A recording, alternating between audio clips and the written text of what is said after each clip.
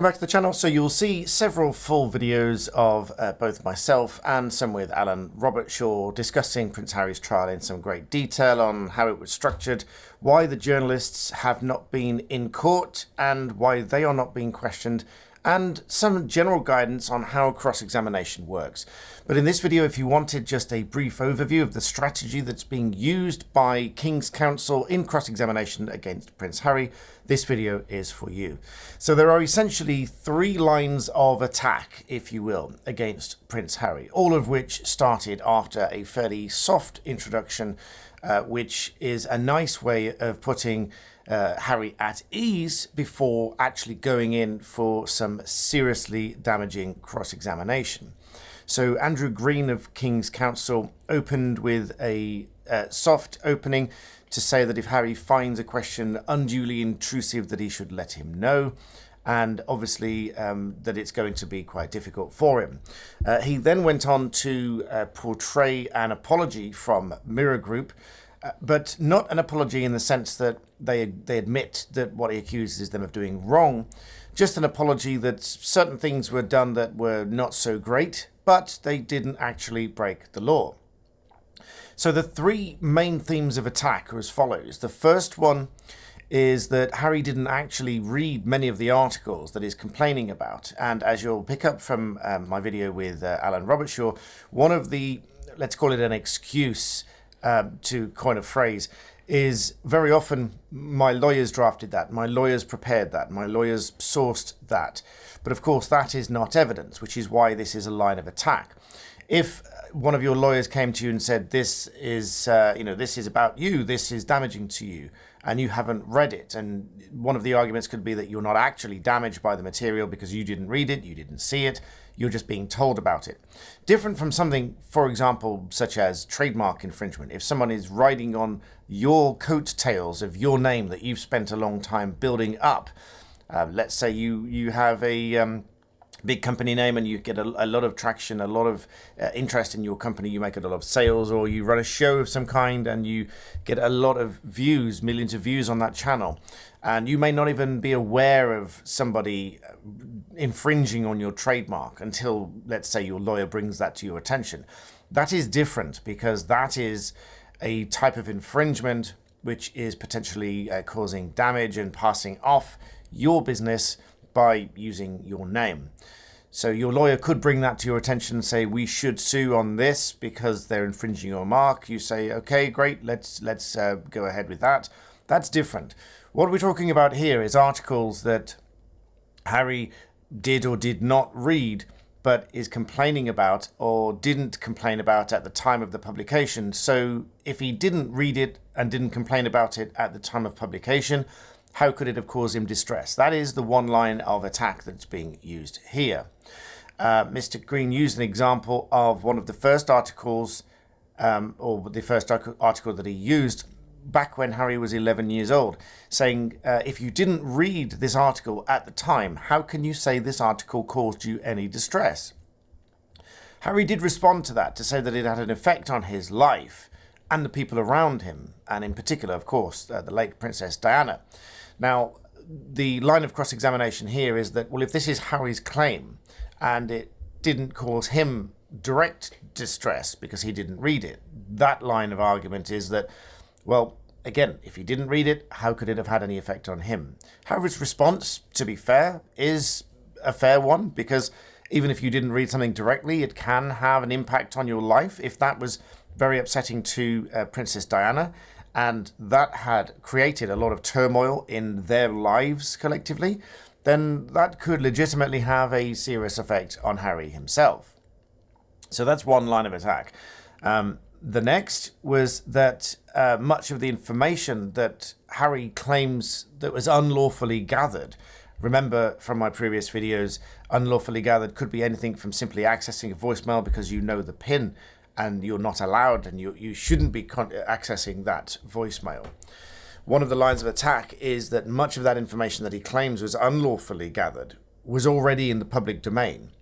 And so if it's already in the public domain, howsoever it got there, you cannot then say, well, this paper obtained it unlawfully. if it was already in the public domain. That was a line of attack for this. And an example given was an article that Prince Harry says was obtained unlawfully about Princess Diana visiting him in school on his birthday, and was actually announced by the palace, by the Press Association the day before. And so, in other words, if this hit the paper and he said that this was unlawfully obtained in that way to get that out in the paper, but on the other hand, if it was already released and announced as an update by the palace itself, by the Press Association itself, then again, that information is in the public domain.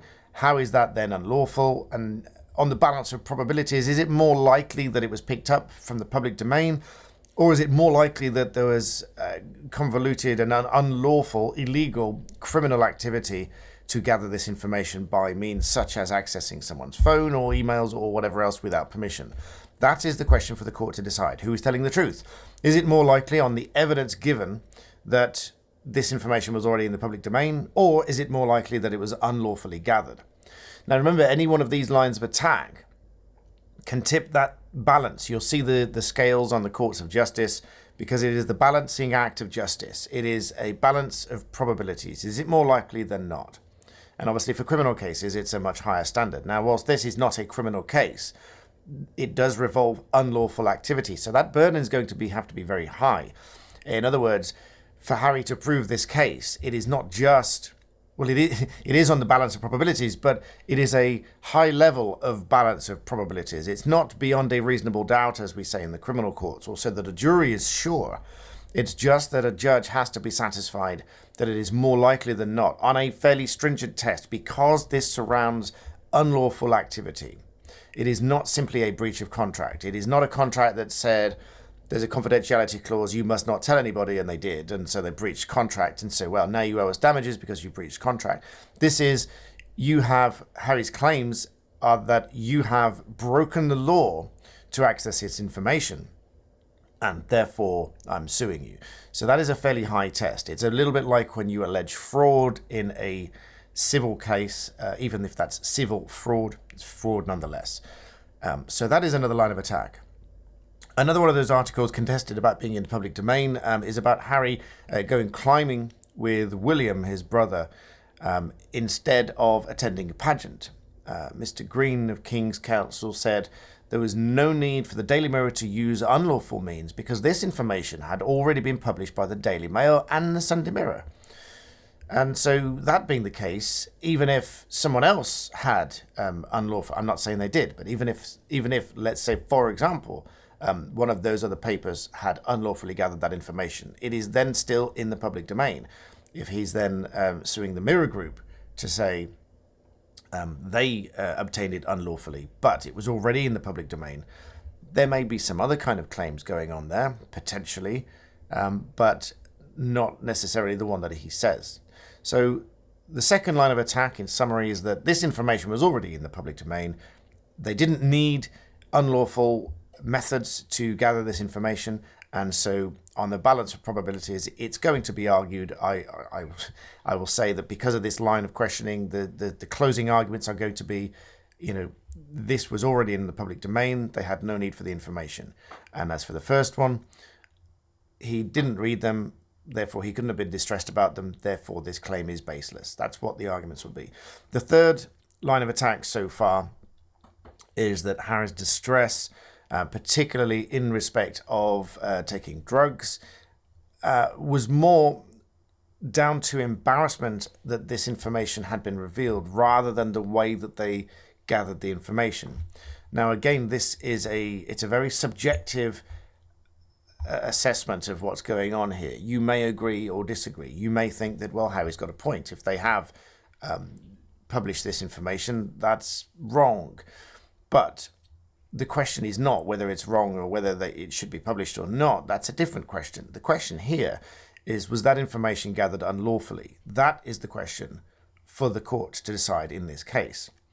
And so the main thrust of this third argument is that King's Counsel for the Mirror Group is saying that he cannot prove that these journalists acted unlawfully. and illegally. And that's going to be particularly difficult because, again, you may have wondered why the journalists are not giving evidence in court. Well, the judge has said that he's not ordering them to attend court because in Section 10 of the Contempt of Court Act, sources of information for journalists, we have a free press. Journalists and their sources are protected. And this provides that no court may require to disclose, nor any person is guilty of contempt of court by refusing to disclose the source of information contained in a publication for which he is responsible, unless it's established to the satisfaction of the court that it's necessary in the interest of justice, which has got to be a fairly serious, not just we ought to know, so bring them in. It's not as simple as that. National security, which is self-evident if anything against the security of the nation, or the prevention of disorder or crime. So, in other words, if someone is going to get seriously hurt, there's a serious crime going to take place unless they come forward and say, yeah, actually, this is where it came from. You can go and stop that person from being killed, or something like that. It's got to be fairly serious. Then the journalists are not being brought in. And so because they're not being brought in, the third line of attack in this case so far is that he simply will not be able to prove to the court's satisfaction that these journalists acted illegally. Now, a few times Harry's responded to how the journalists have got these stories, and he said, my lord, you would have to ask the journalists how they obtain this information. But that is a weak answer for his case, in my view, because that just says the court can't decide because the journalists are not here. What is essentially saying is, well, the proof of this case lies with them, but they're not in court. And if that's the case, then not having them in court is not going to bolster the case.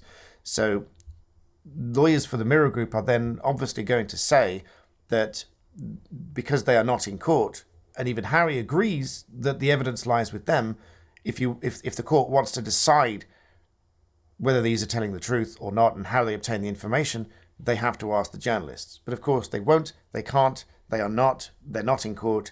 And so one of the closing arguments I suspect is going to be, from Mr. Green is going to be, my lord, this court cannot determine this case on evidence that is not before the court. Even Prince Harry himself agreed that the information as to how these journalists got the information lies with the journalists. And because of Section 10 of the Contempt of Court Act, they are not in court. They are not being compelled to give evidence. It is not contempt for them not to do so. But the court cannot resolve this issue in Harry's favour without that information, if that's what he suggests. And so the burden really is on Harry to prove his claim, not for the Mirror Group necessarily to disprove it. It is a balance. Harry still has to prove the claim. It's a bit like a prosecution. The prosecutor has to prove the case against the defendant. And whilst in a civil case, yes, the defendant has to respond, deny and rebut allegations. As I've put in previous videos before now, I'll link that one in the description below, how to respond to these claims. There are essentially three ways to respond to challenges in a particulars of claim. You either admit it in full or in part, and if you do, you really ought to give context, because if you just admit it, then you're open to damages. So an admission is usually very limited. The second is a denial with reasons. We deny this for these reasons, and this is what really happened. And the third is, which is what's going on here in this third line of attack, we are unable to admit or deny. So the Mirror Group could legitimately say, we are unable to admit or deny how these journalists got their information. It's down to you to prove it. We refer to that as UTAP. Unable to admit or deny, prove it. So the Mirror Group may well say in their closing argument, as part of their response to this claim, we are unable to admit or deny the allegations without the journalists being here. We require you to prove it. We require you to prove those facts. And if Harry cannot prove those facts, and if this third line of attack is successful, if the judge accepts that he cannot prove it without the journalists coming to court, which they're not, then the judge may well not agree with Harry's case here.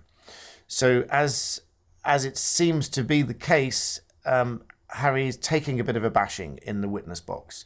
And not to be unfair to Harry, that is the norm, because anyone in the witness box is going to have their case severely tested, cross-examined, and that is the point. It is to put the whole case under scrutiny.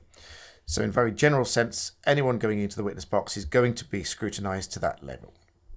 So those are the three main lines of attack. There may be probably another half a day cross-examination today. We'll see what happens. Make sure you subscribe and ring that notification bell, because then you'll get more updates to these videos. If you're not interested in these Harry cases, hopefully you glean that you get additional information on how to go to court and win cases. Obviously, I can't tell you you'll win your case by watching these videos, but it will certainly help to prepare you if ever you have to go to court.